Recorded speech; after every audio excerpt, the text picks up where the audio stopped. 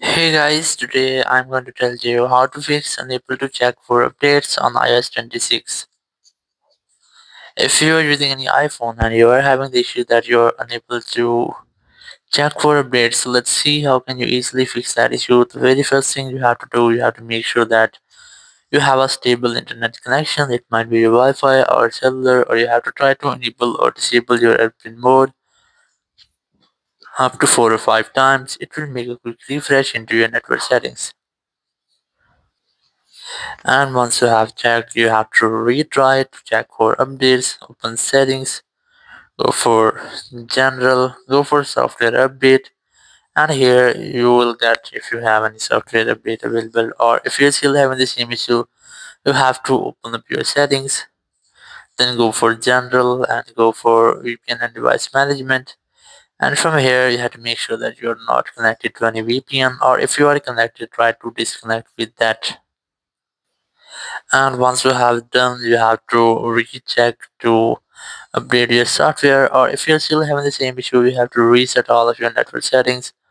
Open settings, go for general, then scroll down and look for transfer reset iPhone, select reset network settings, and here you just have to enter your passcode, and then you have to select the pop-up reset network settings. And once you have selected, all of your network settings will be resetted and your phone will be rebooted. It will not delete your data, so you can easily try this step.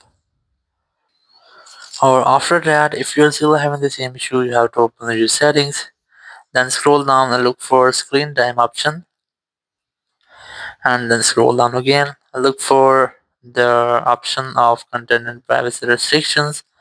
And from here, you have to disable this toggle, which is content and privacy restriction. You have to make sure that you have disabled this like that.